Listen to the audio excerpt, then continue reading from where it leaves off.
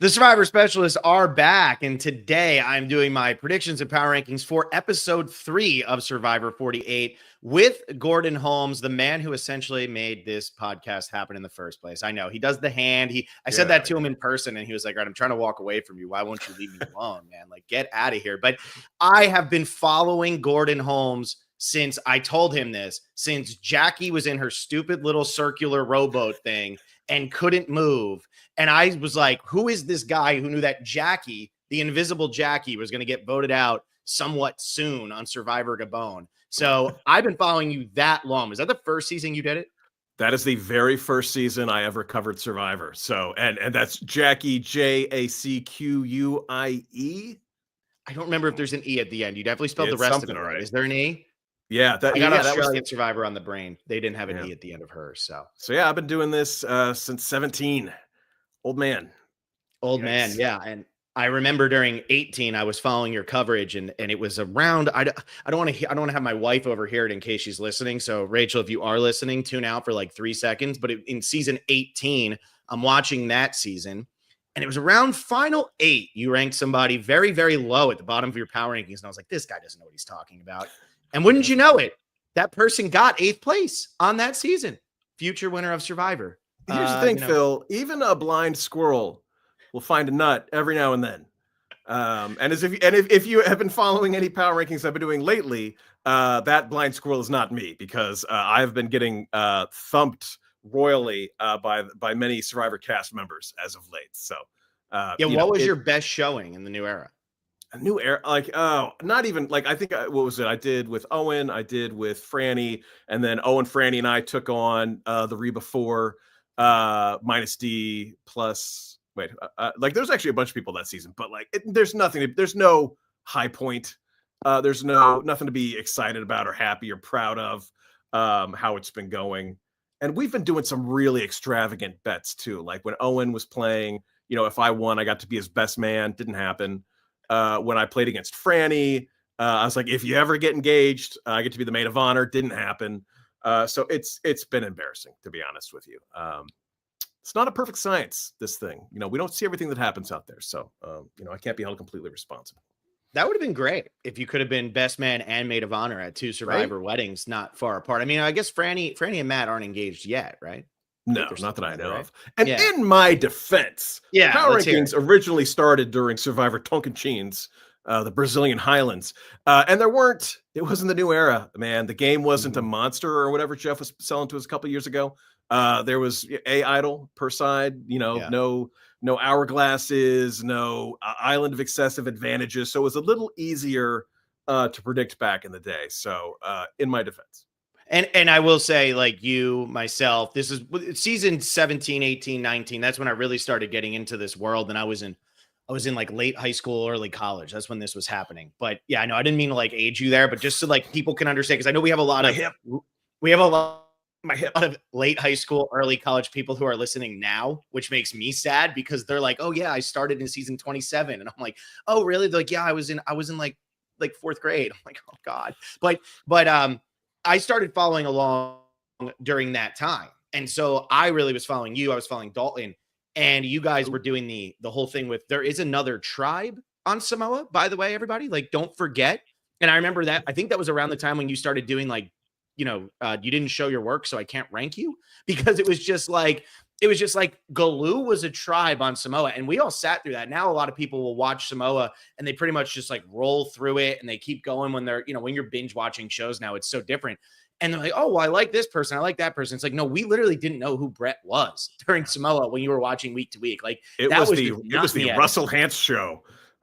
Samoa. Even if correct me if I'm wrong, I want to say that the ads were even like, you're not going to believe this guy, like that. Like that's how, like, normally it's like, just quick cuts of like torches and, people running on a beach or whatever. This was all like, you guys are going to love Russell Hantz, was basically every advertisement. Let me see if I can find the quote from Jeff Probst. He said, it was like literally a quote, and I can't find it. I'm not shocked I can't find it right away. But when he was promoting Samoa, he said, Russell Hantz is the closest thing to pure evil we've ever had on the show. like something along those lines, very close. I think that might almost be verbatim, guys. And it's funny now to see the new era where it's like, aren't these the most wonderful 18 people you've ever met? Like, we don't want villains. We want everybody to be happy, want everybody joyful. Back then, that's what he's promoting. Give me villains. All day long. My wife is funny because she's not a big reality TV fan. And I think it kind of bothers her to watch people lie to one another, despite the fact that she super got into traders. Doesn't like Survivor, likes traders. And it's a thing where I'm the opposite. I'm like, give me my fair play, give me my Hans, give me like some legitimate villains out there. So we'll get into this, but like, thumbs up to David for having a bit of that villain DNA in him, kind of like a nice villain, but he's still got time.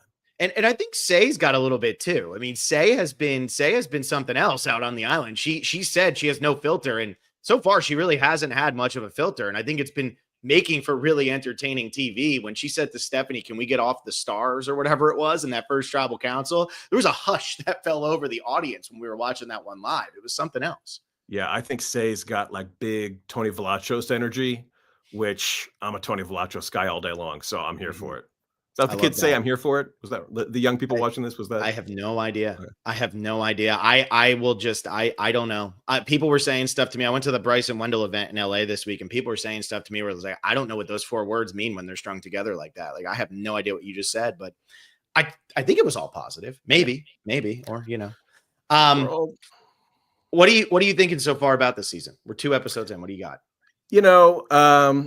It's my issue with the new era has been I kind of feel like it's like a fantasy camp, almost like people go down to Florida to do spring training with baseball, and they'll have them run drills and they'll have them do this and they'll play a game, and it's probably the exact same experience year after year, which is kind of what I'm feeling about Survivor now, where I kind of feel like it's fallen into this 3 tribes opening challenge, earn your supplies, one tribe gets decimated and earn the merge, all these things. It's kind of, I said this earlier before we got on, like Survivor is like pizza. Even when it's bad, it's still good.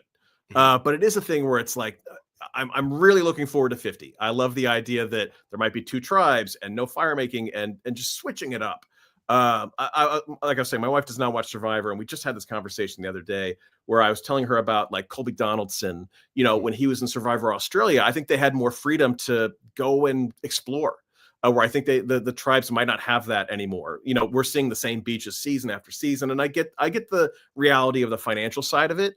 But Colby talked about how when he came back for Heroes versus Villains, it wasn't an adventure anymore. They couldn't explore as much. You couldn't get out there and do things. I used to kind of like that stuff. Like, don't get me wrong. Like, I love strategy. I love idols. I love all of these things, but I also love the adventure, getting out there and learning and things like that, where I feel like it's kind of lost now. I feel like all these seasons are kind of blending together.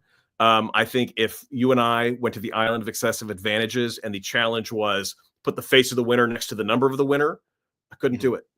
I can't remember which one is 43 and which one is 42 and et cetera. Even though, I interview all these people and, I watch it closely and write reports on it. It's kind of I want them to shake things up. I want them to bring subheads back. I want them to get away from the numbers. I get that. And I could do the winners. For me, it's when you start getting into the 16th, 17th, 18th. I mean, if you ask me, Kel Gleason, 15th place Australian Survivor, or, Australian Outback, I could tell you that, right? Like off the top of my head. Penny Ramsey was my favorite. I had Brian Corden on for a podcast once, and I was like, okay, Brian, you're so smart. Who finished 7th on Thailand? He's like, Penny Ramsey. She's from here, this, that. I was like, okay, first of all, why do you know all this? But that's why that always sticks in my head, right? I always think about. We are the opposite person. By the way, you and I, like, we're getting along famously. I'm enjoying this. We are the opposite human being. My memory does not work that way. I mean, I always think too, back during Panama, and then when they were doing the stuff for Heroes versus Villains, Dalton kept on making the push to Jeff to have Sally come on the show. She needed to be brought back a second time, right? And so, like, I can remember, okay, what place did Sally get? Well, she went after Nick, she went after Austin, so she was 8th place, right? And then it was everybody else fell apart. But it's the newer era where, I got to meet Zach Wurtenberger, and then I got to meet Sarah Wilson both this week, and they were both awesome. I've had Zach on the podcast, never had Sarah, but like meeting both of them, you sit there, you talk to them, you're like, oh my God, this is great. You have a conversation about anything. And then I say to myself, I'm like, okay, wait. So Zach was 42, not 44. And who was 44, 17th? But and like, it's not that like, and then I start to remember, okay, Maddie was 44, whatever. But there's a lot more thought that goes into it where it's like Africa, Jesse Camacho, boom, in my head. Like I can remember that immediately. And if How you were can to you say, forget Jesse Camacho? how can you forget Jesse Camacho? But if you say like season 9, I think Vanuatu, now I put the pieces together. When you say 43, I have to say, okay, that was Gabler. Now let me put the rest of the season together behind him. And it's worse for like the pre-mergers, especially with how fast these seasons move. It feels like it can be, you can get lost in, wait, what advantage happened here? What advantage happened here? It seems like they're trying to find a happy medium though, for people like us, where now we're not getting the adventure, but at least we're getting more of this fun, goofy camp life. Yeah. The whole Siva tribe last week, the humble trait scene, that was awesome. I missed that kind of stuff. Which raises the question, Phil, what is your humble trait? Oh, what is my humble trait? God, I have to think about that a little bit. I can't do the wart. That's not true. I've had mine removed. I had them on my finger. Those are gone. Well, the highlight of the whole thing was it Chrissy who turned to Mitch and was like, "What's your humble trait?" And he's like, I have a stutter. Like, that was so good. Wait, have we not discussed this? Yeah, that was so good. I mean, I have very hairy feet. When I used to work at a pool company, the guy told me that I had hobbit feet. That was what he always referred to me, but I loved wearing flip-flops. So people made fun of me for that. I don't know if that's like a weird thing or not. I don't know. What do you got, Gordon? You're looking at me funny. What do you got? No, hairy, everything. I think everybody has hairy feet. Mine was like, I have like the weird thumbs. Oh, I can't do that. And I can like bend them back, which I know grosses people out. And this, some people think this is a humble brag. It is not. I have a long tongue, and I bite it with such frequency. Like people are like, oh, that's awesome. It is not. It is not a cool thing. Well, here I just texted my wife and said, "What's my humble trait?" So we should hopefully get one good soon. You know, I just always look at the positive. That's the problem. I'm always so positive. Mister, I don't even know what my humble trait is. I mean, I could get into like detail about the massive surgery I had to have during 43, but that would probably gross everybody out here. So we don't need to get into that one, right? I guess there's my humble trait. I'm missing 3 inches of my colon now. So it's like, there you go. That's fun, right, Gordon? I like how you say you're missing, like it just like, oh, has anybody seen? I know. 3 inches of my colon? Hey, I went to bed. I woke up. It wasn't there. That's all I know. That's true. They don't let you keep it in a jar. Yeah, I can't do anything cool with like my thumbs. I feel like I'm Kyle in this situation. I'm very average at a lot of things, and that adds up to like, well, there's nothing that really stands out, but there's nothing that really falters too much. Every now and then, I'll see like a celebrity be like, "Hey," and they've got it too, and I feel like a closeness. Like I don't feel alone in the world anymore. If Dylan Efron would have done that when he was like giving thumbs up in the Traders, would you have just lost your mind? That would have been it. I would have. But I was saying my wife does not care about Survivor. Loved Traders so much, and like I enjoy Traders. I don't think Traders is a good game. Yeah, I agree. So all the while she's like, "What if they do this? What if this?" I'm like, "It doesn't matter because nothing."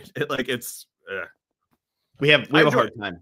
We have a hard time separating it. Trust me, Will and I, we got yelled at a lot by some Danielle fans and everything in the comments who were like, "You guys need to figure out how to watch this show because this isn't it." And you know, you're so negative. We're not listening anymore. I'm like, okay. Dalton Ross has been trying to get me to watch Big Brother forever, and it's like he's like, I watch Survivor, and Survivor needs to be a great game because that's the love I have for it. Big Brother I watch because it's fun, and I appreciate it's not a great game, and that's how I feel about Traders. Like, oh, every Thursday, you know, as soon as we get the kid to bed, Traders is going on Peacock, but like, I don't know if it's a good game. Like they're like, well, I think you're a trader because of X, Y, and Z. And it's like, well, all of that's just your opinion.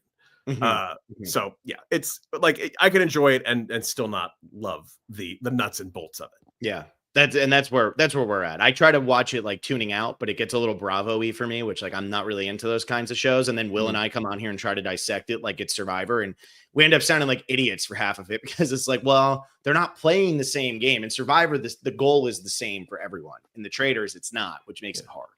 So. Well, Deal or No Deal Island, we're not going to ever talk about Survivor. Is another one where it's like, I think I had tweeted something like, I hate how people act like you can be good at Deal or No Deal. They're like, oh, well, he's really good at picking cases. Like, no, he's not. Like, there's going on nothing. And I think it was Christian from David versus Goliath who was like, you're 100% right. And the fact that a genius had my back on that made me feel, a mathematic genius at that, made me feel very good about my thoughts on Deal or No Deal Island. Did you watch this season when Dr. Will went 1, Yeah, 2, I'll 3. watch anything my people are on, I will watch.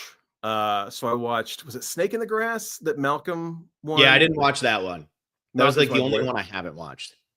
Malcolm's my boyfriend. I love him so much. I accidentally texted him, and I meant to text I was like, we're meeting up for a date when my wife and I were dating. I'm like, hey, I'm at this intersection. I'll be there in 5 minutes. And it hurt him that I was out to see somebody else. Mm. But yeah, if any of my people are on a show, I'll watch it because I do like the idea of survivors getting money. Although Jeff, with the controversial not liking to see his people in other shows, which I get.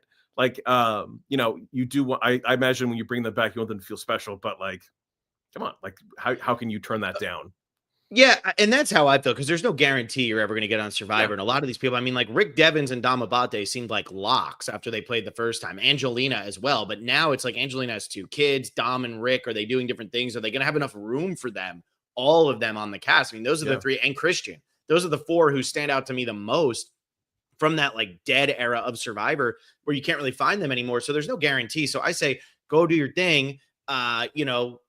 But Malcolm only did Snake in the Grass, and like maybe Jeff didn't even catch that one. So I'll just ask this question off the bat. Season 50, is like Malcolm like the number 1 person you'd want to see on season 50? well, I have people I selfishly want to see because I'm close with them. And Malcolm hits both because I think he's great TV and I think he's a great person. We have like a comical like bromance, but I don't even know if it's comical anymore. We might just have a bromance. But whenever somebody's like, "What's your 50 cast?" I can't even. You got to give me more to go off of than just give me 20 names from the past 49 seasons. There's got to be a hook or something, or because it's such a vast. Like you could go with the huge names again, or do you sprinkle in huge names along with younger people you want to become big names? And that's always kind of like the beauty of like any kind of like these like fans versus favorite seasons, is it gave people who were good a chance to kind of like leap up in our consciousness. So like, boy, I wouldn't even know how to begin with like a 50 cast. Oh gosh, I was just gonna say somebody. The person I always go to for whose name just shot out of my head, but you'll probably help me out with this.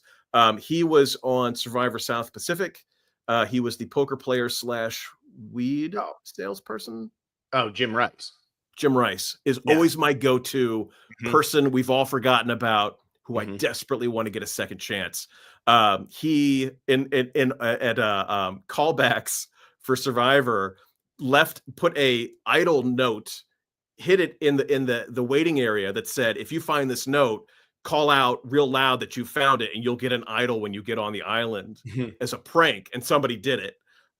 So that to me is like, that earned him my eternal love and somebody I desperately want to see back. So that's my Christmas wish is Jim Rice. And little do you know that it was actually Brad Reese who found that. And that's why when he woke up and sat by the fire one time, there was just an idol next to his foot on season 41. It actually worked out. Production loved to know. That's great. I love Jim. I always just go, Malcolm comes to mind early here. And since you're talking about Malcolm, comes to mind early because that 34 boot just is like so unsatisfactory for the end. That can't be the end of his career. But you were saying the lower level people, like Parvati wasn't great in Cook Islands. And then all of a sudden fans were favorites. Now she's Mount Rushmore. Yeah, so it's almost a shame that there isn't kind of like a Game Changers-esque thing in between now and then that might give somebody more heat leading into it. Another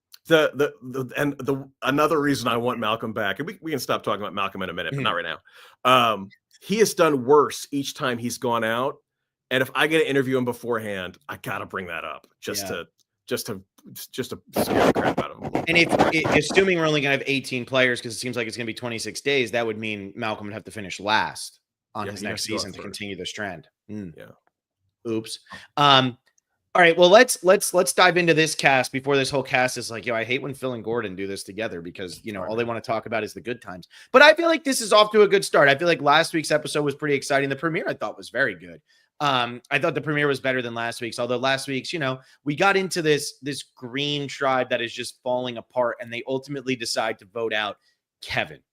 Right choice to boot Kevin here, or do you think they should have went with Mary, or not told Say about the fact that they were going to vote for her and just blindside her with the idol? Because she seemed pretty confident until Cedric said that to her.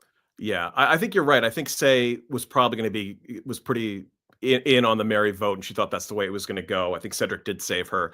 Was Kevin the right move? I think I understand everybody's motivations.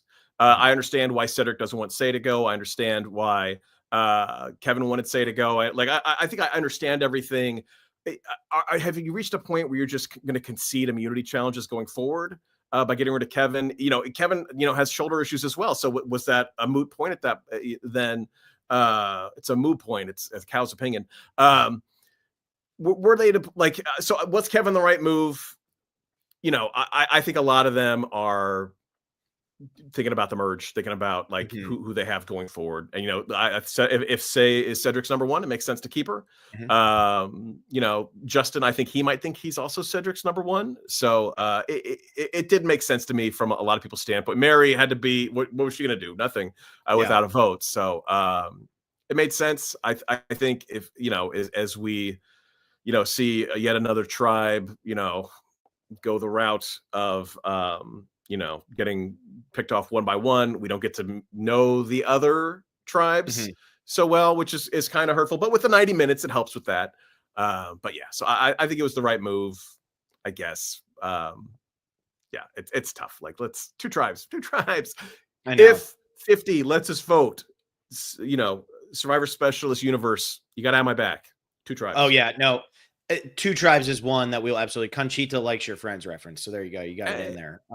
But no, I think two tribes is definitely the one that we are going to be leaning in really hard as a community. I think the Fire. I actually went on the record and said I think Fire is good, and I gave a whole bunch of reasons for that. And then you said it, and Will said it, and a couple other people have said it, where they said it's not that Fire is bad; it's just that we want something different. And I was like, you know what? That's a good point. That is a very good point. That's fair. Maybe I should have voted the opposite way. When it comes to two or three tribes, two tribes, please just mix it up. I don't want to just see three tribes anymore. I'm assuming next season is going to be three tribes. We have not had a two tribe season since season 40. Mix it up. Let's have it happen. And what's happening here is I almost feel like we've already seen this story that we're seeing right now from the Green Tribe, which is the story of Malcolm's first season. And it's coming down to Denise being in the middle of Russell and Malcolm. Well, that feels like Cedric being in the middle of Say and Justin. And they both feel good with him, but which one is actually going to be better off with him? Because Mary, to me, feels like she's living on borrowed time. Feels like she has been for a little bit. Say is never going to work with Mary, in my opinion. So when I look at this, Justin felt good with Cedric, but Cedric went right to say, they're voting for you. Now, here's my question to you, because this was something that I was trying to figure out if it's going to matter at all. Cedric tells Say, we're all voting for you, play your idol tonight. Say does not get the majority of votes, but wastes her idol. Does that actually hurt her relationship with Cedric, you think? Well, I think didn't Cedric even say he was like what made sense to me was Cedric to be like, you're gonna blindside us with your idol, so all of us guys are gonna vote for you. But I think Cedric said that he was gonna vote, like he was gonna vote for Mary or something like that. Like I remember watching it and being confused as to what the goal was. So Say did burn an idol that she didn't have to. Was that, I can't imagine that was part of the plan, but she might have been so on edge because of her name coming up and being, people plotting against her, that she was just going to play it no matter what. But yeah, there is a very real possibility that she's annoyed with, Justin and Cedric for not helping her save that idol. So hopefully we'll get more on that, in the next episode. And you had mentioned that you feel like we don't get to know the other tribes as well. I actually feel like the Green Tribe might be the tribe we know the least, because I feel like all we know is Say. I feel like they have spent a lot of time with Orange and with Purple. And I feel, Thomas, Joe, we now see Star's frustrations, which we're also seeing on social media. We see Bianca where she stands. Oh yeah, big time. And then with Siva, like Shaheen, which he also put up the thing, and I'm going to say his name correctly now every time. I watched that Shaheen. Too. Thank God. I was definitely mixing it up. Throw it right away. Yeah, you can do Shaheen or Shaheen. But don't do Shaheen. That's the one that he was very annoyed on. And I think I've gone about 50-50 on Shaheen with a hard H, and then Shaheen, which those are the two that are kind of not as good. I'm going to try to toss the H, but if you catch me screwing it up, feel free to let me know. Yes, I know. And I hope Will watches that too, because Will's going to come in on the next one and be like, Shaheen was great this episode. I'm like, that's a compliment, but it's Shaheen. Watch it. Or Shaheen. I got to get it. Shaheen. But I feel like we really know them. And I feel like over on Orange, we're seeing that Charity and Mitch are kind of a little bit on the outside. David, Camilla, Kyle, they're really close. Chrissy, we don't really know much about except how deep her belly button is, but which is crazy. Which, by the way, my wife just said, I don't think you have one. Wow. Oh, good. Yeah, I know. Oh, I know. you I'm guys gonna are made get. for each other. I think I have to take her to dinner now. It's insane. How did we not get a like I did the thumb? How did we not get a visual representation of how deep that belly button goes? I thought you were about to like have like a visual representation ready. Right, have props like and everything. D like I got weird toes. Boom, immediately shots of the toes pays dividends down the line on the pole. Come on, Chrissy. I know. Be a team They player. had to go find like a stick or something and be like, all right, Chrissy. That would be the Or the weirdest thing producers probably just ever dropped on the ball Survivor. the next time she had a testimonial, didn't show up with like a tape measure or something like that. Yeah, exactly. But I feel like do you feel like Justin, Cedric, and Mary, do you feel like you actually know them better than you know like the top contenders on the other tribes? I think that's you're making a good point there. I think that my big question mark is right now is Charity and like why. Like we know she's on the outside. I don't know why I don't or at least they haven't done a good job making me understand it or appreciate it. But yeah, I can see that. Like Justin obviously felt comfortable enough to go to Cedric with his plan to get rid of Kevin, but we haven't seen enough of them. Like how close are they? Does Cedric feel closer to Say, or does he feel closer to Justin? So that there are still a lot of question marks as far as that tribe goes, other than, there's a guy Alliance Say was on the outside, and Mary obviously was an easy target. Maybe too easy because they felt comfortable going in another direction. Yeah. And do you do preseason winter picks, anything like that, or no? Since because you get to go out on location, right? So I got it right. Though what I used to do is I would go out, and I go to Survivor locations on occasion, and you're there for the first, you're there pregame, you interview the cast, you interview the crew, interview probst, etc., and then you're there for the first 3 days. So you get to see like the first tribal council. So you leave with a decent understanding of how at least one tribe is working. Except for 40, we got to see the first 2 tribals. So then, like from then, we would always kind of gather together and get it together our winner picks from there. Honestly, when I'm not out, I don't kind of like dive into it as much like preseason. So I'm not comfortable making winning pick. But as you said, I've been doing this since 17. I've only gotten it right once. And that was Wendell at Ghost Island. And I think that was almost a unanimous pick amongst the Survivor press. I think all of us were kind of Team Wendell. So I don't have a winner pick. If I had to, with a gun to my head, Shaheen, I think Shaheen, I think is a great pick. I have to check my notes because I'm horrific with names. I love but it's fine. The other reason why I asked this is Charity I thought coming into this game had the best chance of any of the women on the island to win. And you brought up, we don't really know why she's on the bottom. Yeah.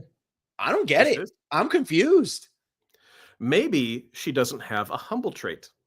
She does though. Her toes are weird. Oh, that's right. She's got the weird toes. Okay. Yeah. Her toes are weird. Kyle's isn't a real humble trait. I'm just saying. Kyle's isn't a real. You have a wart. That's not a real humble trait. He didn't know though. He just thought it was.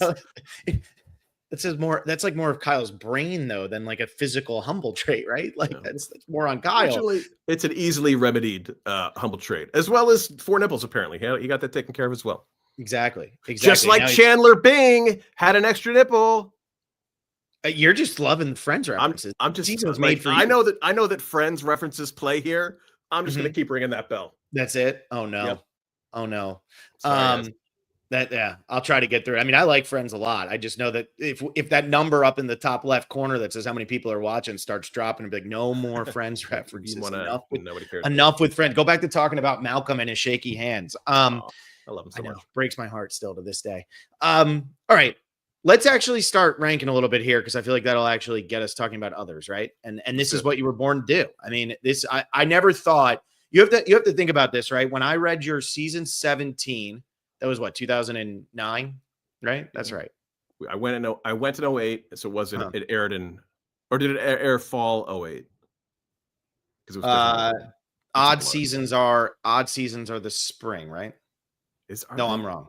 No, we're in and what are we talking about? Yeah, we're in even season. Yeah, so that would have been fall. And it was so different back then because the way I became a Survivor guy was a total fluke. I was in charge of like shopping for Comcast, and they invited us to go. They invited our TV team to go to Survivor, and they were all like, "No thanks." And then they knew I liked the show, and they're like, "Do you want to go?" And I was like, "Hell's yes!" And that became my thing. But I don't think I knew where I was even going until the Survivor finale, when Jeff is like, "Look where we're going next." Because I feel like I was upstairs doing something, and my girlfriend at the time called up to me, "You're going to Africa," and me being shocked.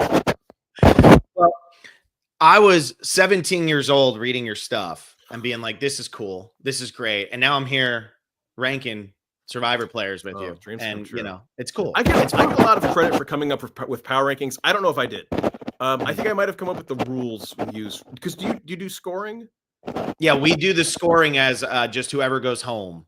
Gotcha. So we rank them. Who is your safe? We're essentially doing it. Who's your safest for this week? We don't do it as who do you think is going to win the game. We try to do safest. And I had during season 32, I was all over Michelle at the beginning of the season, and I said Michelle's going to win. Michelle's going to win. She was from my part of New Jersey, and people were getting so aggravated that I started trolling and putting her at number 1 every week. And then when they did the tribe swap, where her, Anna, and Julia all got separated, that was the only week where I was like, all right, Michelle's like 12. Okay, I'm going to do that because I got to play for the points. And then after that, I went right back to putting her at 1 every week. So we do play for the points. So whoever you have at 16 is who you're saying is going to go home. Gotcha. How did Rome do last week? I wrote it down. Let me see how Rome did. Because Rome probably knew how everything ends up anyway. So can't trust that Rome. No comment. I know. Well, who let that podcast get out there? Who did that interview with him? I don't remember. Yeah, I don't remember either. He had who went home last week? Kevin. He had Kevin at 4. So not a good showing from Rome. Oh, okay. Maybe he doesn't. Not a good showing from Rome. Although his showing on the reality on the Purple Pants podcast this week was a good showing when he started talking about Q and how him and Q won the same amount of individual immunities. Love that kind of trash talk. That's my favorite. If Q and Rome want to get into it, I'm happy to watch. Please. That's a 50 thing. Okay. I'll let you go first. Who do you think is the safest this week? All right. In spot 1, I have Shaheen. He is obviously trusted enough that Star would come to him with her cryptex, and kudos to him for not taking Thomas's advice and just chucking that thing in the ocean. Here's my question. I like to think that my superpower is I'm pretty good at thinking outside the box. When they did the rock, paper, scissors number, they were like, whoever has the lowest number that nobody else has wins. And I was like, 0 is a number. Nobody did that. So I don't like. They make it 1 through 5 because it's actually in the Survivor board game, which is right here, and they specify 1 through 5 in it. Damn it. Anywho, but if that wasn't in the rules, these are the kinds of things that would probably drive my tribe nuts and get me voted out first. But like I said, I do have to. So my question is, he's got the cryptex. She's guarding, right? He pops it open. Since he has possession of it, does he have to give it to her? Can he slide some rocks in there and close it right back up while he's got an idol? That was my question. But he seems like a good, honest guy. He didn't take Thomas's advice to totally screw her over. Although it didn't cross my mind that it's entirely possible that cryptex never opens. Yeah, like that's a challenging puzzle. If you can't figure it out, you can't figure it out. Is there a world where Star never gets her vote back and somehow wins? Like that would be the ultimate underdog story. But obviously he's liked. He's in the California Girls Alliance. I think they are rock solid. So I think Shaheen is super safe this week. So he is my number 1 pick. Yeah. So I want to talk about some of this cryptex stuff, because this is a question Will and I were asking as well. Star picked up the Beware advantage. So she's the one who would lose her vote at the next tribal council if she doesn't get that open. But she gives it to Shaheen, and now Shaheen has it. And so he has it in his possession. And if he fiddles with that and opens it, I have the same question you do. Does he have to now go give that to Star because technically it's her Beware advantage? Because she can't transfer it to him. And now he's the one who doesn't have his vote, because that's what the paper says is if you pick this up, you lose your vote. You can't then say, oh, I'm going to do whatever, because I think we saw this a couple of seasons ago where the one person said, I'm not going to pick it up. And the other person was like, I'll do it. I'll take it from you. And so then they were able to play with it. I was confused on this too. If Shaheen opens this, what happens? Because it's the same thing that happened. Camilla opened Kyle's and then just gave it back to Kyle. And I don't feel like it's anybody else's. It feels like Game Changers when Sarah Lucina gives Sari whatever that advantage was. I forget exactly what advantage it was. And Sari goes to play it. And Sarah says, no, that can't be transferred. And Jeff says, Sarah's right, Sari, you have to give it back. Yeah, I think I would imagine he doesn't have to give it to her, but he can't keep it for himself. Like I think there was a situation in One World where somebody had found somebody else's idol and like chucked it in the ocean, and production was like, you can't do that, and they had to give it back to him. Like, so I would imagine if he found it, if he was able to pop it open, he could hide it or he could do something else with it, but I don't think he'd be able to keep it and use it. But it does raise some interesting questions. But yeah, I think there's a world where Star never votes at this point. I could say, so now, do we think that there's going to be a, I can't think of the word, but I think we saw it in 41 and 42 where they would lose their vote for the rest of the pre-merge. And then once they hit the merge, they were able to vote again. If they had never figured out what was happening on the beach, because there is a world where Star now gets somewhere and yes, she can carry this around with her. So I guess this one you could technically open because I think it was 41 or 42. It was strictly on their beach. Right. So if they didn't open it and they moved beaches, they're not just going to have them not vote. Do you think that there is that fail safe in this season where if somebody hits a merge, Star gets her vote back, or because this is something she can carry around, that's on Star? Well, somebody always like zooms in on the clue. So maybe it does go into that. We just weren't privy to it. It just would seem like it's such a complex puzzle that's mobile that there is a possibility it will never be opened. So that just my question is like, what's the time limit on this? Is there a time limit on this? So, yeah, it's possible her tribe never goes to tribal anyway, just based off of how Vula is doing. So, no, and yeah, that's where I'm kind of at. It feels like Star is an obvious boot if Purple goes, but the odds of Purple going at this point seem very, very low. My number one, though, I am going to go with Kyle. You live as long as he's lived, and who knows how long that wart has been there, and you think that wart is a callus? A callus, that tells me that this man has not picked up a shovel. Because when a callus comes, they kind of go away. I mean, unless you're like shoveling all the time. Like I've had calluses and my hands are fine now. So the fact that he thought that was a callus for as long as he's had it, warts, I mean, they suck. I've had them, like I said, but then you get rid of them and they're gone and it's great. I'm going to put him at number one because, we might have the same humble trade, except I knew to go get the cream that freezes it off. Like that's the big difference between Kyle and myself. Just go get the thing and push it on your finger and it goes away. I do like his position though, in all seriousness. He has the idol now. He's got the really tight relationship with Camilla. David's not seeing him really as a threat. David is saying, nice guy, not that strategic, wasn't physical like I am, so he couldn't win the challenge. He's not looking at him as some massive target and somebody that needs to go. And then I don't think Mitch or Charity have the power to do anything over there. And Chrissy seems like she's just going to go wherever the numbers go. I feel like Kyle's in a perfect spot. I don't see why they would want to blindside him because he's telling them all about the idol.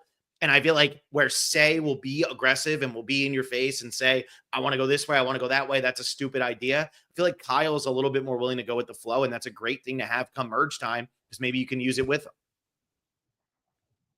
All right, Kyle is high up on my list as well. Okay, so do I go to 2 or do you go to 2? You can go to 2. And the other thing is too, like if you have like Thomas Joe, you can talk about both of them at the same time. That's fine as well. Cause we'll, if they work together as your 2, 3 or something like that, feel free to do so. Or if Kyle was your 2, just jump in and be like, that's my 2. So there you go. Okay. And 2, I have Chrissy. And now that idols aren't like fancy and big anymore, they're just like a little string of beads. Like what the perfect hiding spot would be a huge belly button. Chrissy, I love Chrissy. I think she's playing a perfect stick around for the long run kind of game.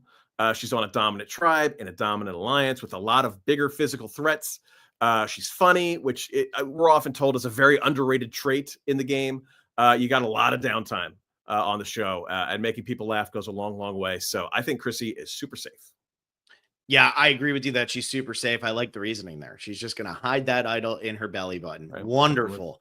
Yeah, it seems like Chrissy, we haven't heard a lot from her, but every time we do hear from her, she's smiling, laughing, or making others smile and laugh. In episode 1, when she says the Charity doesn't talk to me, they both kind of laugh. Who she's talking to in that situation both kind of laugh at the situation of, oh, Chrissy. It feels like she's falling into that underdog, underrated. If she wants to win the game, she'll have to overcome that and at some point take a little bit of control. But right now it seems like her strategy is just survive the pre-merge, get through the pre-merge.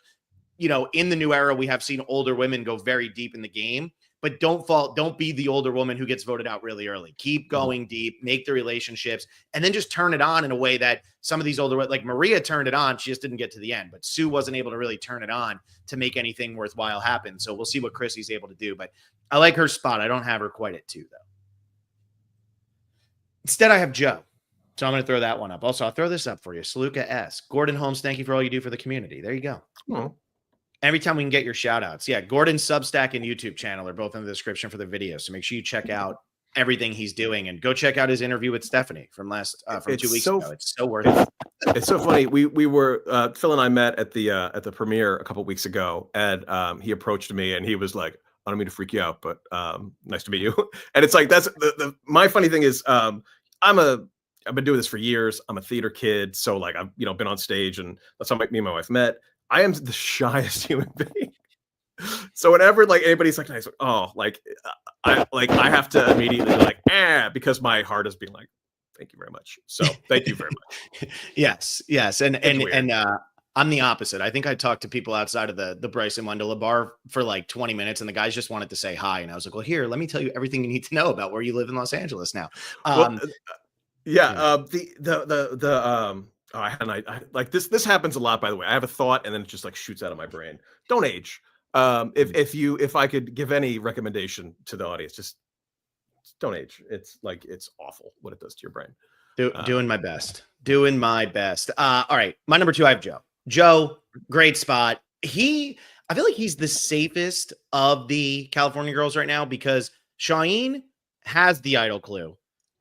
Thomas is saying chuck the idol clue. And Joe is kind of falling into this zone of, okay, I know you all know about it. She told me about it, but I'm not doing anything dastardly with it. I'm just kind of hanging out and I'm letting you all be crazy. The one thing that could be problematic is Star wants to go after Eva, and maybe Joe tries to throw himself as a vote to protect Eva. Maybe he says, put your vote on me. Don't put your vote on Eva. If Star ends up playing her idol or something like that. I don't know. I don't see how that would work because I don't think Star cares. I think Star's like, I don't like Eva. Get her out of the game. But I feel like Joe is in a really good spot. He's tight with everyone. He's not being viewed as a strategic player right now, which is exactly where you want to be in the pre-merge of the new era. Because I think in the pre-merge of the new era, people come out so hot and they ended up getting blindsided or they get voted out. Like we saw Kevin get voted out last week for bringing up the fact that Mary's too easy. Let's get rid of Say. Bye, Kevin. You're out. And I feel like if people get too close with too much, I think right now the writing is on the wall with Joe where everybody's looking saying he's with Eva. So, we don't have to worry too much. He feels good with us. He's giving us the info about Star, just like we're giving it to him. Awesome. So I have him at 2, plus he's great at challenges. And, like you were saying, are you just going to start throwing challenges essentially? No. So Joe stays here at number 2, safest one of the California girls. Yeah, I had Joe super high too. I had him in 3. I watched the Beast Games, which wasn't a great show, but it was, as they got towards the end, they're talking about like honor and doing the right thing and stuff like that. There was, spoiler alert, towards the beginning of the show, 4 people turned down $1 million because they didn't want to stab a group of people in the back. It's a game. As a Survivor fan, I'm like, oh, fair plays, grandma lies, genius.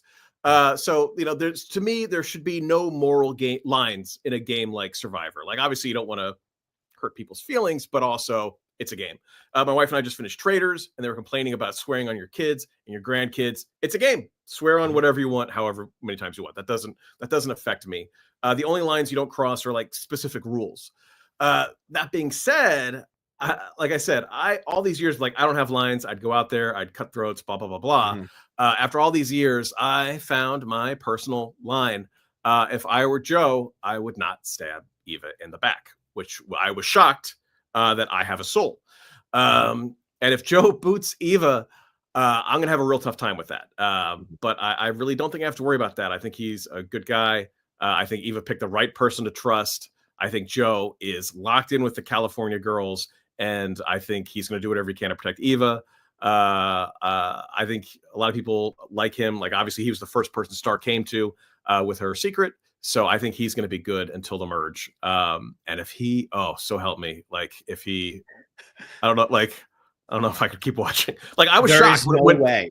Well, when we watched it in New York, I was sitting next to Mara Reinstein, who is, I probably just pronounced her last name wrong, even though we're very good friends.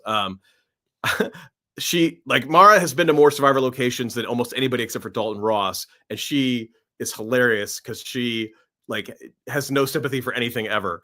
During that scene where Eva brought Joe on board and was telling him about like holding her hands and things like that, I was bawling. And Mara just looks over. She's like, "Are you effing kidding me?"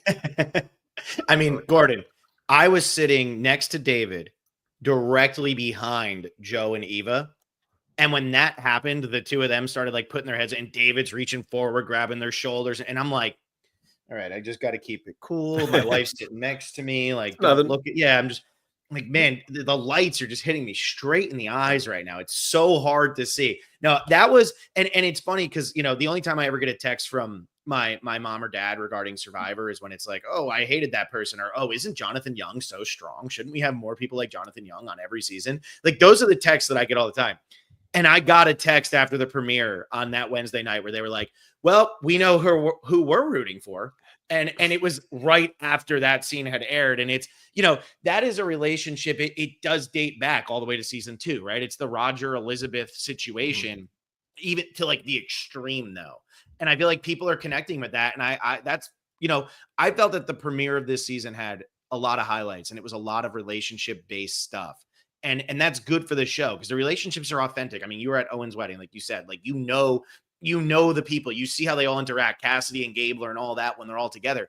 But there is something that just feels so authentic about that Joe Eva situation where there's no game involved there. There is zero game. It is 100%. I'm a human. You're a human. Can we get to the final 2 together? And if we can't, it's going to be because everybody else takes care of business against us. And I'm fine watching that. I really am. We watched it. We watched it there. I watched it the next, that following Wednesday, writing my recap, watched it again. Then each time, just like waterworks. And Joe's opening too killed me. Knowing what happened with his sister, it's. So, I mean, Joe's made me cry numerous times. Thanks, Joe. This episode, he didn't make me cry, and that was good. That was nice. I needed that. I have Cedric at 3.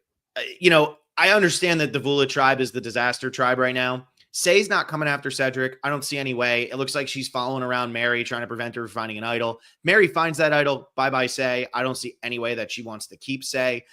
Justin and Cedric would want to vote out Say or Mary. Cedric and Say would want to vote out Justin or Mary. Like, Cedric is in every single alliance here. If Mary has all control, he doesn't get voted out.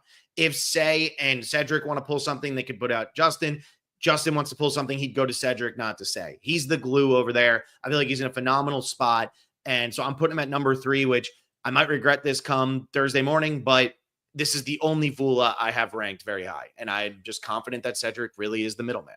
Well, Phil, great minds think alike, and so do we. In spot 4, I have Cedric. The Vula tribe, it's going down in flames, baby. The new Matt Singh, apparently, which is why loyal fans of the Survivor Specials, I'm going to say this again. If Jeff gives us the opportunity to vote for 2 tribes, you got to do it. Do it for me. Do it for Phil. Do it for past 8 seasons of, one tribe just getting wiped out. Cedric, I think he's the safest of that tribe. And again, comfortable having him very high because like you said, if Mary gets an idol, she'll probably go for Say. If if the Cedric, Say, Justin, they get the idol, then they're probably gonna get hold on to it and get rid of Mary. It doesn't make a lot of sense to get him. The only way I could see it is if Mary somehow gets in Justin's ear that Cedric is closer to Say than to him, which seems like a long shot at this point. So I have Cedric very safe in spot 4. And part of me wonders, does Mary even want to do that? Or would Mary try to, like, if she's trying to work through this game, you'd want to throw Say under the bus. And then if you can't throw Say under the bus, you would probably just want to work with Cedric. I just feel like Cedric's in with everybody. I don't know. I just don't see that. I get what you're saying. That's the only way he would go, but I just don't see it happening, which is why I have him so confidently high. My number 4, I have David. In honor of how many nipples he has, I put him at 4. So I'm ready to go. I am massively impressed with David. Like I said, I got to sit next to him at the premiere. I saw him again last Wednesday, and like there's certain players, like, you meet them and you're like, okay, like, that was nice meeting you one time. Like, we'll move on, whatever. You don't need to like go anywhere. But like David, I'm like, okay, I got to go back and talk to David again. Here we go. Let's talk about everything. And he has massively impressed me on this season thus far. I think he has been one of the highlights, especially when his pregame press, it was, who is this? I could just see Aaron with 2 N's going, who is this jackass? Like, I could just see it throughout all the pregame press. And now he's been great. And on that tribe, they love him. Everybody likes him. If Charity and Mitch are able to figure out a way, I know Kyle has the idol, but if Charity and Mitch can use the block of vote to figure something out, David's not who they're booting. No way they're going after David. He's a physical powerhouse. He strategically is very good. I think he's in a phenomenal spot right now. I never thought that I would rank this guy as high as I did, but I'm putting him at number 4, and I feel like he could be a sneaky, sneaky, sneaky winner pick right now. I think there's other people, I don't look at Edgic because Edgic just makes stuff up and then like always gets it wrong unless the season's spoiled. So I just look at what I think the edit is. And right now, David's edit is saying to me, okay, is this a guy who's actually going to be sitting at final 3? Like that would probably be as shocking to me as when Aubrey did it back in Korong. 2 opposite ends, but that's how shocked I would be if he ends up sitting at final tribal council based on his pregame stuff. I adore David. I do not have him as high as you do. To me, he's always there's some people that there's always going to be a reason. Like there's always going to be a reason to get rid of David. And I know they're still in the team immunity side, but I don't think they're intimidated by Vula at all. So they're like, I think he's safe, but I think there's always going to be a reason to get him. Yeah. Just because he is so likable and so charismatic that you get to the point where on day 1 of Nicaragua, they're like, I don't want to go to the end with a girl with 1 leg, so let's get rid of her now. And it's like, pump your brakes, buddy. There's still 38 days between now and then. So yeah, always reason to get rid of David. I had Justin in spot 5, which maybe not the best idea because Vula probably is going to tribal council. But I just can't imagine a scenario where he gets the boot. Like I said, Mary finds an idol and somehow targets Justin instead of Say just doesn't make sense. I think Mary's only play would be to Justin. If she has even picked up on the fact that Cedric and Say are so close. So Justin in 5, maybe not the smartest considering I do think that tribe is going back to tribal, but if they do, I don't think it's going to be him. Yeah, he's the second highest person I have from Vula, but just based like I don't know where did I have Kevin last week? I didn't have Kevin that low. And I had him, I think I had him maybe like 11 or 12 just because I thought the tribe was going, but out of 17, that's really, you're not doing that well in a power rankings game for getting 11 points week 1. Right. And so I just feel like there's so much chaos that can happen there. And with these small tribes, it's so easy for one little thing to just throw everything out of whack. If there's a journey this week, who knows what advantage somebody could get, and that could throw everything on its head. Mary has her vote back. Who knows? So I have Justin a little bit lower than this, but I do agree with you that he is the second safest person on this tribe. So my number 5, I finally have Shaheen. So Shaheen, I have at number 5, right behind David. Again, pretty much everything you already said with number 1.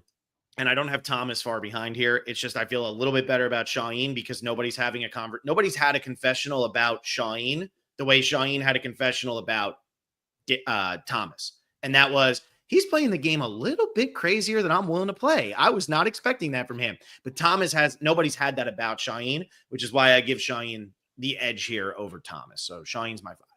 Okay. And 6, I have Kyle. A big week for Kyle between the never-ending callus and finding an idol. If things do go south on his tribe, I think David's the more likely target. Like I said, he's very fit, very likable. Someone you're not going to want to face at the end. I think Kyle is in a fantastic spot right now. If any members of Vula actually make it to the merge, they're going to hear about how Kyle stepped up to help Kevin during the supplies challenge. So I think he's got that going for him as well. Obviously, he's close with Camilla. They're part of the dominant alliance. It's just, the block of vote isn't enough to cause enough damage in a 6-person tribe. So I think Kyle is very safe.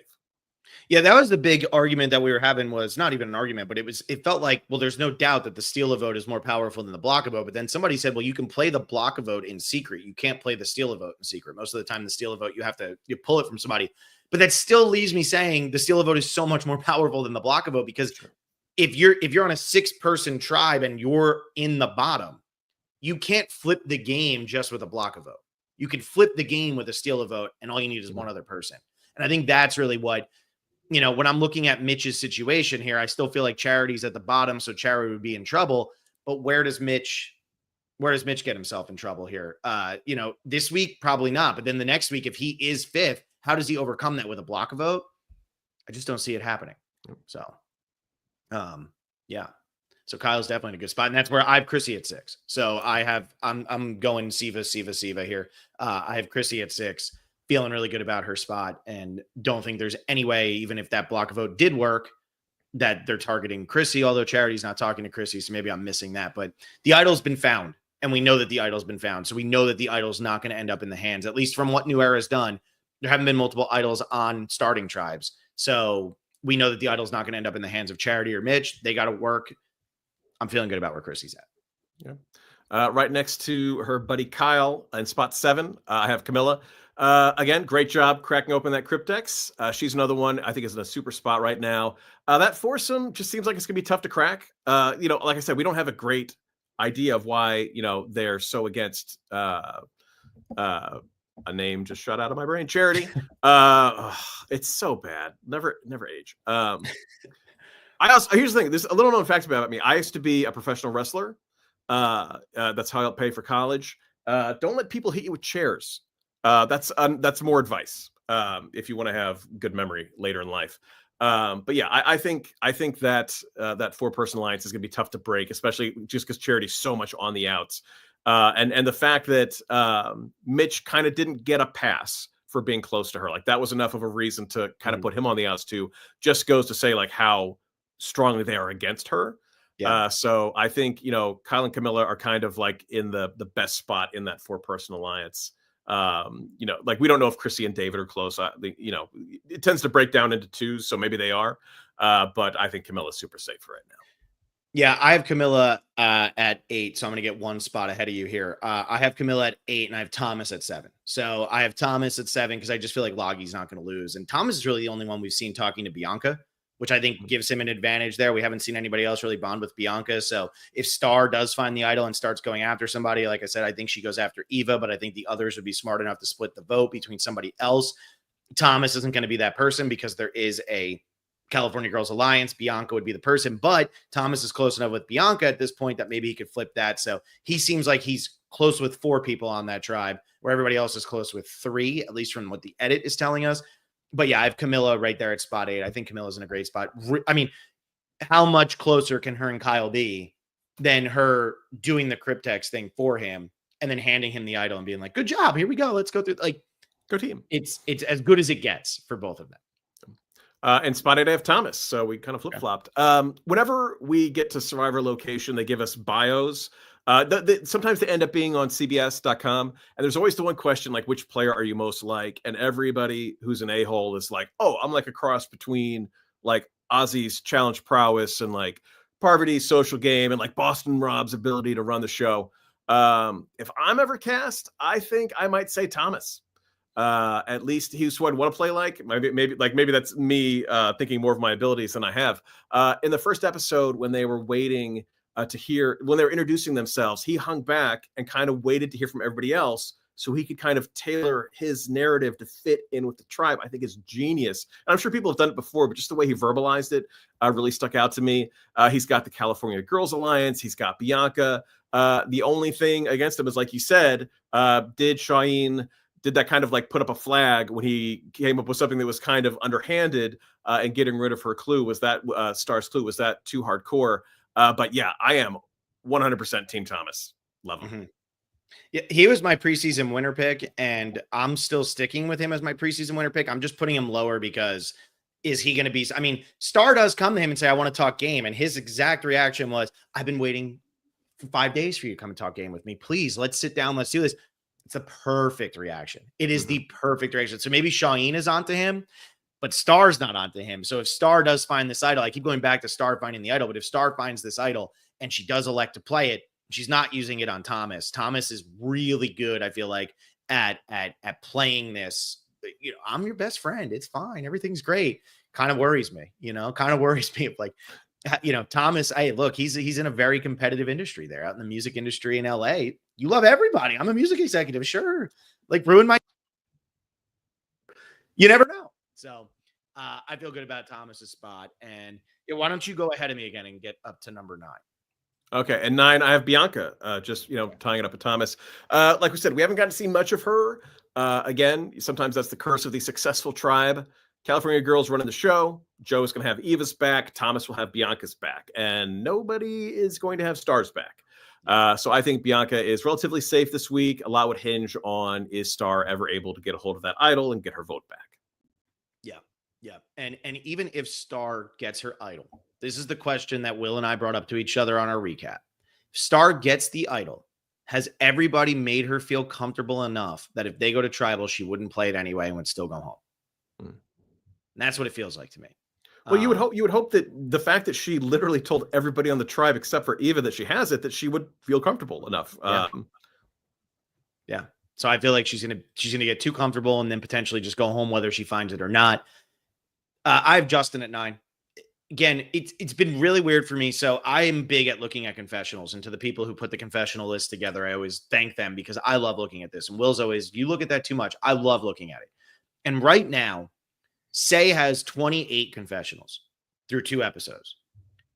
Justin has 5. Cedric has 5. Mary has 7. I think everybody on the other tribes, with the exception of Chrissy and Bianca, have more than Justin, Cedric, and Mary. So when I sit there and I look at this, I say, why aren't Cedric and Justin and Mary getting more screen time when they've lost both challenges to start? And they went to the tribal council in a 2-hour premiere and then went to tribal council in an 1.5-hour episode. So for as comfortable as I should feel with Justin, I'm still putting him right here in the middle because part of me says, if Justin was going to be end game and overcome this, we saw the Denise and Malcolm edit. We saw that happen. We've seen that even in the newer era when a tribe goes down. We saw Ricard and Shan get a lot of screen time in 41. Just to not get it, to have Justin be as low as he is when he was the one who said last week, well, why don't we just vote out Kevin? Why didn't we get more detail from him? So that's why I have him at 9. And that's why I'm still a little bit concerned for him coming into this week. And 10, I have David. And I love David, full stop, end of sentence. Survivor needs villains. Like I said, I'm a wrestling guy, and you need the yin to the yang. They cheered Hulk Hogan because they hated Roddy Piper. When Kyle came back from the supplies challenge and David was like, I probably would have won it. I don't need to hear about his surplus of nipples and how it relates to his love of milk. But other than that, huge David fan. And like I said before, I think he's probably good this week. I think he's probably good for a while, but he's the biggest personality on his tribe. I don't think he's ever truly safe. If something random were to happen, an advantage, something hits the fan, etc. So that's the only reason David is this low. I'm 98% positive he's going to be fine. Yeah. And did you see the meme that somebody put out of David saying his thing about milk and then Purple Kelly under him saying we have to get our own milk or something like that? It just milk our own milk. We have to milk our own milk right below David up there with his 4 nip. Oh my God, it was so good. So good. Do you want to hear speaking of Purple Kelly, my absolute worst pregame take from being out of Survivor? If it's Purple Kelly related, I'm ready. When we did the pregame for Nicaragua, it's actually Nyanka related. I remember speaking with Nyanka. What we do is we do the interviews and then we break for lunch and then all the press gets together and kind of compares notes. And I just interviewed Nyanka and they're like, what do you think of Nyanka? And I'm like, she's too nice for this game. It's gonna eat her up. She is wonderful. I love her. I just don't think she's got it in her to be this cutthroat. I don't always get it right. So you're really good at reading people. Okay, yeah. I'll take that leg off and smack her in the head with it. Yeah, right. You imagine me because I didn't see any of that. I went home to Pennsylvania thinking Nyanka was the nicest person, and then watching the premiere and being like, oh, I was off. Still one of my favorite confessionals of all time is her fart confessional. It's what just happened? They just ran her through the coals after she started ripping and they were like, you know what? You quit. we are making you look bad. And I think she did I enough to make herself look bad too. But Yeah. wow. Gordon, so who did you think was too nice for the game on this season? So I know to rank them at 16 right now. I know, right? Who knows? It's when Joe cuts Eva loose and I can't watch this show Yeah, anymore. That's that's what it. it'll be. I'm glad we Why got did, you why in did before Gordon that retire from ended. Survivor? It was Joe. Yeah. Joe did it. Yeah. And not Del Campo. Man, unreal. Here we go. All right. I have Eva at 10. Look, I get that she is the other name coming up, but I think in the premiere episode, there was a very important confessional that happened, and it was from Thomas, where Thomas said, I love Bianca. We're trying to figure out our fourth, but the other guys like Eva and they want Eva. So I think it should be Bianca, but it's probably going to be Eva. It was, I'm paraphrasing, obviously, but it was something like that. And I think that was very telling of if Star finds the idol and they do elect to split votes, we are going to get a 3-2-1, in my opinion, of 3 on Star, 2, or maybe it's a 2-2-2, however they want to do it. But I think it's going to be a 3-2-1 of 3 on Star. I think that they're going to blindside Bianca and put 2 on Bianca, and only Star is going to vote for Eva. Or Bianca thinks it's going to be her and she also votes for Eva, and we get a 2-2-2, but Thomas betrays her. And then if Star plays her idol, it's Bianca who goes home instead of Eva. I think that Shaheen and I think that Joe will protect Eva over Bianca. So I'm putting Eva here. I think no matter what happens with Star's idol, these are gamers, right? Even if Thomas hadn't watched the show much before this, even if Joe's coming in as a person who, was more like a tertiary watcher of the show, Shaheen knows the game well enough. Bianca knows the game well enough. And Bianca's just going to get got here, I feel like, because Shaheen's going to say, well, wait a second. We want to keep the 4 of us intact. Don't worry about Bianca. That's going to be the person. So I'm going with Eva here because if Star tries to go after her and plays the idol, Eva's going to survive anyway. That is a excellent point, my friend. I had Eva in 11. The greatest lesson a survivor can learn from legendary 2-time winner and Hall of Famer Sandra Diaz-Twine. Some people think it's anybody but me, but I think it's don't throw anybody's name out. When I was out there for Game Changers, I caught this live and it was amazing. People kept pressing Sandra for names, and she didn't refuse to give a name, but the way she would flip the conversation to make the other person put out a name was awe-inspiring. I kind of went to Game Changers I don't want to say without respect for Sandra's game, because obviously she's a 2-time winner, but not a full appreciation for it. And it was the first time I'd ever talk. We did Exit Press for Heroes versus Villains, but that's a winner interview, which is always kind of fluffy. It was the first time to really get into her brain and just being so impressed. So if you ever go out on Survivor, don't say anybody's name ever. And I know Eva was just talking about a challenge when she brought up Star's name, but it really doesn't matter. Just putting anybody in a negative light is all going to raise their red flags and point them towards you. So Eva's in Star's sight. I don't think Star has the ammo to take Eva out without the idol. I just have Eva low just in case. And again, it'll break my heart if it happens. So, and Eva said coming out into the game in her pregame press that her biggest challenge was going to be figuring out how to read the social situations, because that is the part, like with having autism, that affects her the most. And that's why she needs help with other people to be like, I might be talking to you and I don't realize that you're lying to me or that you're joking or something like that. I feel like this was a moment where she was just saying, Star, I'm both like, I think you should sit out. And in her mind, she's playing hockey with her friends or with her team or anything like that. You're not doing that well. You should sit out. And Star really took that to heart.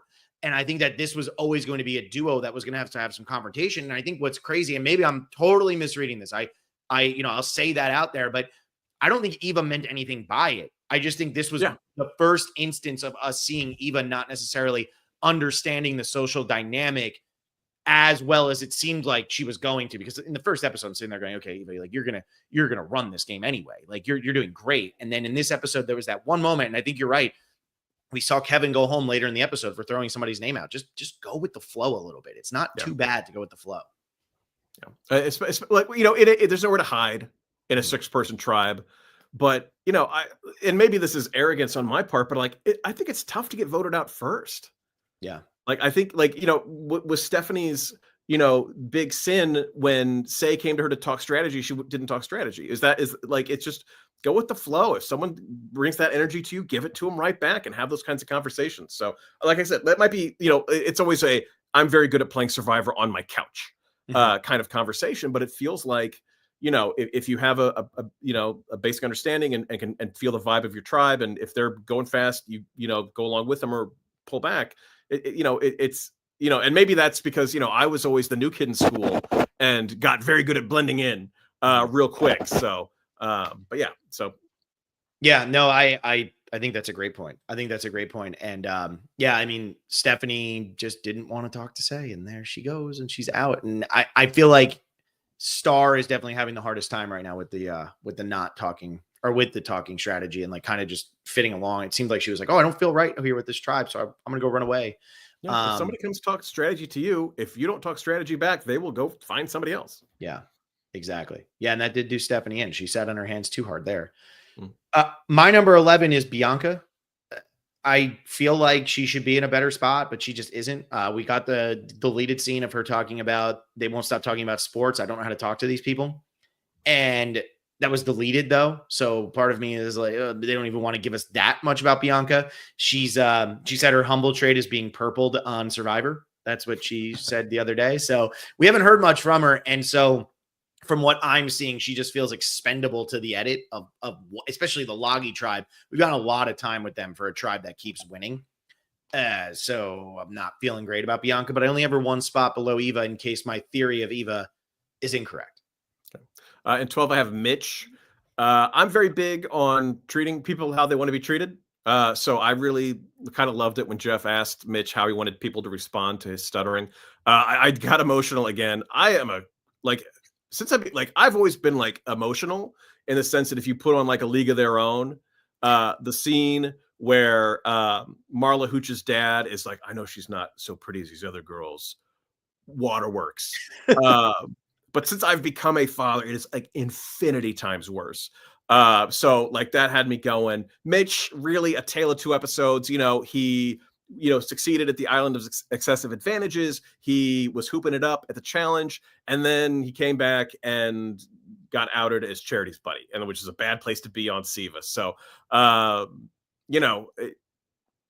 I couldn't I don't know what the angle is to go for Charity to Mitch over Charity, unless it's we can always get Charity later. Let's get Mitch now. But I just have him this low because obviously he's on the outs with that form. So I have Mitch in the same spot. He ended up winning Player of the Week over on like All Winner Survivors. I'm always looking at Instagram, especially on a 6-hour flight. We went JetBlue at least, so we had Wi-Fi, but for some reason we couldn't fly over the Gulf. We had to go way north, and we're in like the middle of Alabama flying to South Florida. I'm like, how is that happening from LA? So I was just scrolling through Instagram and stuff the whole flight. I'm just like, please, somebody. If I crash, I'd much rather go in the Gulf than Alabama. That's not a knock on Alabama. I don't think Alabama's a soft landing. That's what my father is from Alabama, Abbeville, Alabama, actually. Really? I've been Alabama. Bobby Joe. What was from Bobby John? Bobby John was from there. He did power rankings once. We had one season where we CBS hooked it up where I had a different person every week, and we bonded over Abbeville, Alabama. Small world. Good guy. That's crazy. That's crazy. So now everybody here knows two people from Abbeville, Alabama. There you go.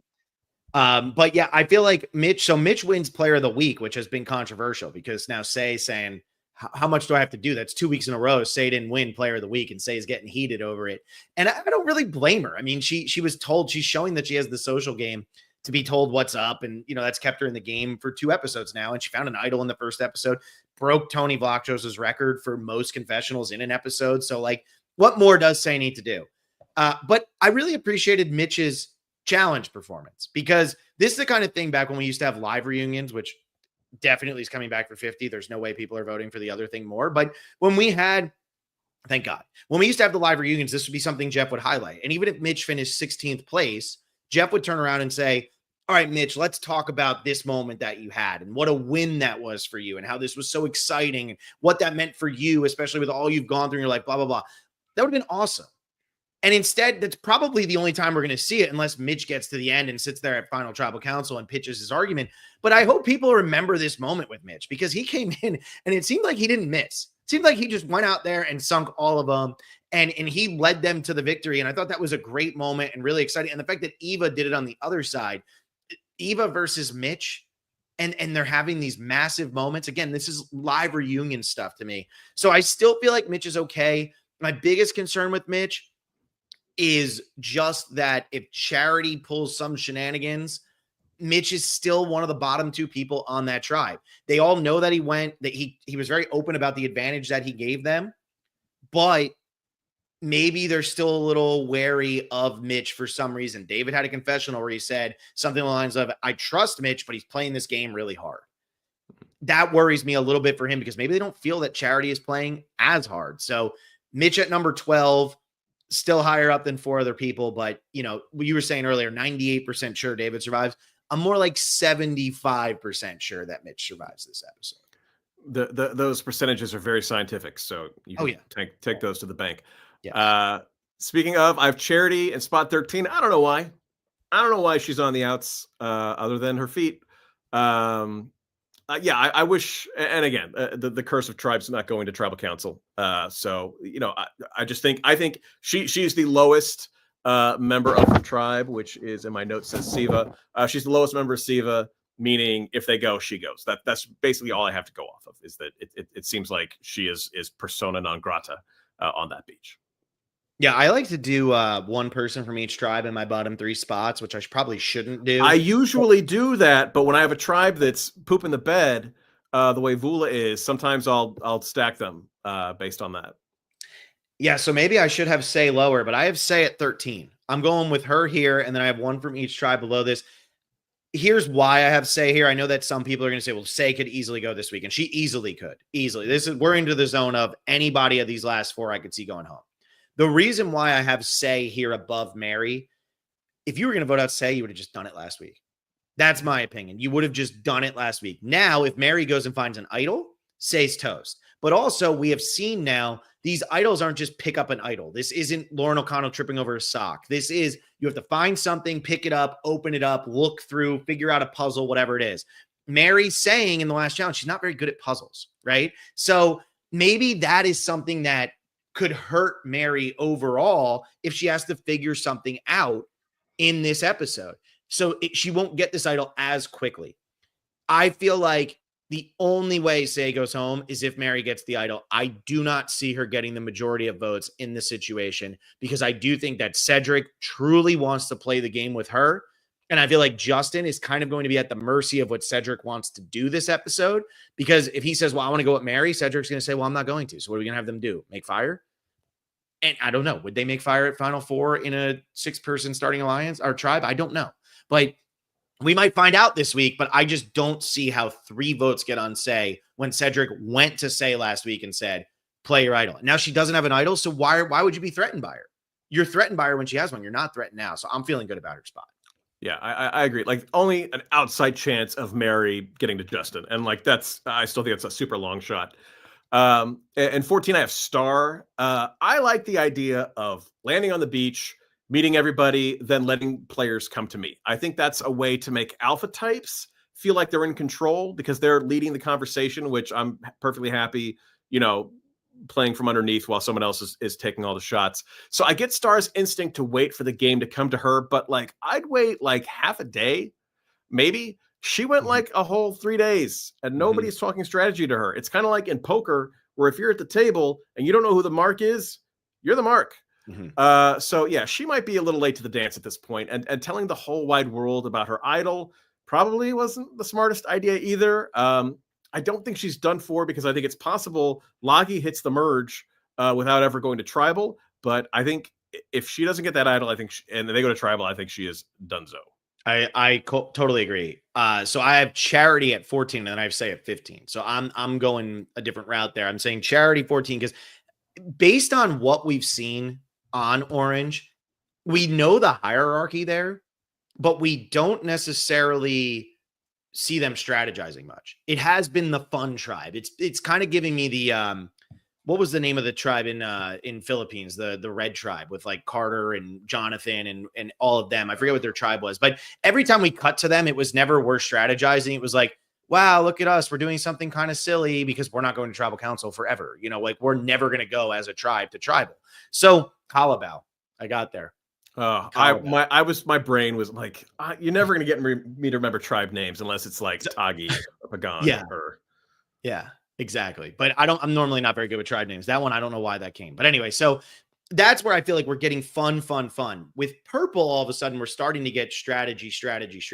We're still having fun, but there's more strategy talk. That could be the editors in season 47 did a phenomenal job, I felt, of telling multiple episode stories, right? They went into the HBO realm of things instead of the CBS realm of things. It used to feel like with the hour episodes, and then, you know, especially in the new era, it would be, okay, this is what happened this week. I hope you all forgot about everything we just talked about because now we're going to tell you a new story. And there, you would still get into the relationships, but in terms of overarching stories of why somebody would go home, it felt like a lot of it was coming up at one time. Last season, I thought with Genevieve's story with Saul and how that was going to put her behind the 8 ball and how that led to Operation Italy, I felt like that was brilliant. I felt like there was so much of that happened throughout the season. So when I look at this, I'm like, are they setting us up and they wanted to give us a 2-episode goodbye star send-off? Maybe. And this really did feel like when I was watching last week's episode, I thought Purple was going home. I really did. I thought Purple was going to tribal council and I was about to be shocked, but they showed so much of Purple last week. And so that's why I put Star at 15, because I do feel like they are more in danger of going to tribal. And then I'll just kill my ranking so that you can do your 15, 16 at the same time. But I have Mary at 16 for all the reasons I already said. Mary, she's perfectly safe. But I always feel like if I see too much of a tribe before tribal, that they're going to be safe. That's kind of how I felt this past week. Okay. So I have Say and 15. I think the Say and Cedric alliance is the strongest thing going on Vula Beach right now. It would have been really easy for him to let her go home. And then they'd still have a spare person to vote out with Mary. I think Say's got a lot of Tony Velachos in her. Said it before, which I'm here for. She's a fast, aggressive player, which I love. Sometimes those players can burn out quick. I think she is safe this week, unless again Mary manages to find that idol. I said again outside chance if Mary could pick up that Cedric and Say are ride or dies, she might be able to do something with Justin, but that seems like the longest of long shots. And in 16, shocker, Mary somehow she managed to survive being on the bottom of Vula without a vote. I think the only thing that can save her now is that idol. Again, Justin is on it as an outside shot, but with Kevin gone, I just don't have very high hopes for her success. I think the Kevin boot was dare I say brilliant by Cedric here, because even though it was Justin's idea, I do feel like with Cedric being as close to Say as he is, now there is no way to overthrow you. There is no way to overthrow you. I don't think Justin realizes that he gave himself less options, fewer options, I guess, by keeping Mary over Kevin. I think Justin's going to end up regretting that at some point. But yeah, Say goes home if Mary finds the idol. That's my opinion, because I think she'll just be like, I'm voting for Say. Justin and Cedric, do it with me because you have no chance of surviving, and Say's not going to have a say in that situation. But I still feel, for some reason, I'm feeling like Mary's not going to get this done. I don't know. So yeah, it's very possible that this Thursday, if you visit my YouTube channel, you can hear Mary give a word association term for Stephanie. Oh my God. When she said, if you don't know what I'm talking about, Stephanie used a very foul curse word in the most loving way in Stephanie's defense. But it was the first time I ever had to bleep that word before. It was very I'm going to tell you, when I started following you, people weren't saying that word even in a loving way. Now look how far we've come as a society. I know, look at us. Huh? Well, British people love that word. Yeah. So in their defense.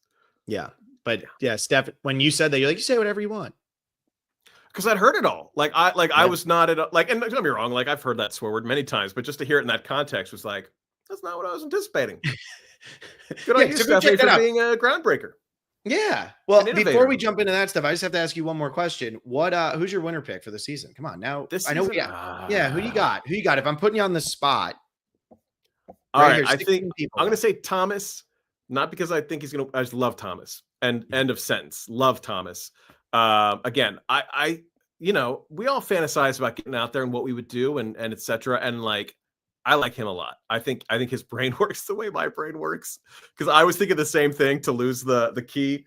So is he going to win? I don't know, but he's like, I'll say he's my favorite, and he's who I'm going to be rooting for. How about that? That's what we'll say. Hey, and that's his best way of choosing a winner as any, huh? Yeah. So where can people find all of this? I know you do you were talking about you do the exit press and everything. Where can people find all of your coverage of this Yeah, every Wednesday after the episode, gordonholmes.substack.com. You can find immediately my thoughts on every episode, as well as individual letter grades for each one of the players. And then on YouTube, Gordon Holmes exit press every Thursday afternoon. Also, a couple of, when I used to go out to Survivor, I used to take this camcorder, and it had like the little tapes that I didn't know what to do. It had like this box of little tapes, and I made it my goal to finally get them because all this stuff ended up on Comcast and then like vanished when they changed systems. So there's all this like pregame interviews from Gabon, from from Nicaragua, from South Pacific that just vanished off of the internet. So fortunately, I was able to finally send the tapes out and got them back, and started dumping the Gabon stuff, and then got distracted. Having a kid will do that to you. It will take away all of your free time. So hopefully I'm going to get back to that again this summer. There's a lot of like really cool like pregame footage and like interviews with Probst and behind the scenes challenge stuff and things like that. I'm hoping to get back on that channel. So if you're like an old school Survivor fan, like there's just a lot of weird stuff I'm hoping to finally get out to the world, sometime this summer. So check out my YouTube channel. Do you spoil who is the winner? Like, are any of those things spoilery? Like, you don't put in your thumbnails or anything who won or what place they finished on Gabon? The reason I'm asking this, we're up to my Gabon rewatch, and my wife has never seen the seasons, so she's about to watch Gabon, and because she watched Winners at War with me, she knows who most of the winners of the seasons are. This is one where she doesn't, and I want it to be as chaotic as possible for her. So she's probably going to listen to this. That's a good chaotic season. I don't think I do. Right? I think it's just like, here is Bob Crowley's pregame interview. Mm-hmm. Here is Corinne Kaplan's pregame interview. So yeah, I love that because the only one she knows anything about is Sugar. So I'm excited. I might have her watch some of this stuff to see like, who do you think would win out of this group of crazies? Because I think that's really the only way to define Gabon at this point. Well, I think that's funny that you mentioned your parents will text you like, we don't like this person. My mom watches Survivor, and she has like this amazing knack for hating whoever like I've actually become like friends with. Mm-hmm. Like that, like, Corinne is such a bitch, and I'm like, I adore Corinne. I will turn against the family for my love for Corinne. So but yeah, like, so like, hoping I'll be able to finally get around to getting all that stuff out there, because it's weird, like, to even me like watching it, like, just to see how far I've come question wise and doing it all. So it's cool stuff. I was excited to see it again. I'm excited. I mean, please get Nicaragua up now, because I want to hear what your pregame interview with Nyanka was that made you think she was going to be the nicest person to ever play. So I want to hear that. Oh my gosh. That's the thing, is like, I always say, and I said this to Jeff once, and he stole the analogy from me. Survivor is just like a cup of marbles. And then like Jeff just dumps them, and how do you have any idea? Because whenever anybody's like, oh, they fix it for this person or that person, I always have a tough time believing that, because it's like, then why do we have bad winners, every now and then? And then also, like, how, like, some of this stuff is just so random. Like, how would you possibly know it was going to go in that direction? So yeah, no, I agree with that. The rigging conversations always make me angry, and yeah, it just makes me sad. It makes me sad. The rigging stuff makes me so sad, because I know a lot of people who have worked on the show now. Obviously, I mean, it's like, if you would rig it, you would do a better. Like, why does Natalie's not beating Russell if the show is rigged. Right. Let's just put it that way. Let's put it the simplest terms, right? That's not happening if the show is rigged. 100%. Russell's your two-time winner. But that's what they want us to think, Phil. Yeah. I know. Sure. And I'm sure they were stoked during 41 when they were editing that season, going, oh shit. But anyway. Well, Gordon, I know we said we'll do about an hour, and here we are at an hour and 28 minutes. So I get going. I apologize. I mean, that's what we do. I start with my friends' references, man. I got to keep going. I know, but that's what happens. You don't start the power rankings till 30 minutes in, and when you have 16 people left, this is how it goes. Have me back when it's Final Five, and it'll be. Well, thank you so much for joining. This was awesome. I'm so happy I was able to meet you and have you on, and we were able to do this early in the season. And I look forward to whatever you're putting out next. And give a taste here. What was your letter grade for Say last week? I want to say it was pretty high, because she could have easily freaked out.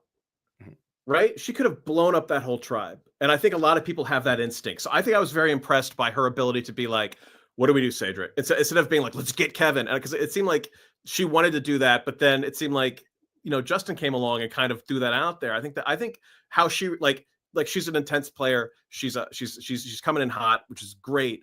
But like the fact that she had the emotional maturity to be like, let's figure, like, okay, well, let's get married like we'd planned, and etc. I think that spoke very well of her, because I think there are a lot of players who would immediately go to Kevin and be like, WTF, why did you do this, blah blah blah blah blah, and she absolutely didn't do that. So I think that spoke very well of her. So I imagine I probably gave her like an A- or something like that. Like I was very impressed. There you go. There's the taste of the letter grades over on Substack. Go, so go check that out, everybody. Otherwise, like this video, subscribe to the channel. The likes really help. So if you've made it this far, please like the video, like the video, like the video. We have a bunch of people watching. So if you're here, like the video. Also, patreon.com/thespecialists. If you want to hear us dive into Every Season Matters, right now we are doing fans versus favorites. So we are in one of the best seasons. We're talking all about the cast and the theme and everything. Got 8 episodes of that. We've already put out 3 of them. So make sure to check that out. And then we get into Gabon and then Token Cheens and then Samoa and then Heroes Villains. So I don't know why you wouldn't want to be a part of this over the next 4 months, 5 months. Also doing my after show power rankings game, which we're doing for our top tier patrons fantasy game. If you missed the first week of power rankings, but you want to get involved in this, you can sign up. All it takes is one blind side and it's back to being wide open. So, jump in, sign up, patreon.com/thespecialist. Do an Australian Survivor over there too. Talking about Brains versus Brawn 1 right now while McKenna and I talk Brains versus Brawn 2 over here on the YouTube channel. But we'll be back Wednesday night, normal time after the episode, just like we usually do. Last week was a one-off because we were at the Bryson Wendell event.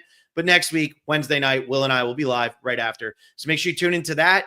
And otherwise, that's all I got. Subscribe, like, and we will see y'all next time. I like the finger point. That's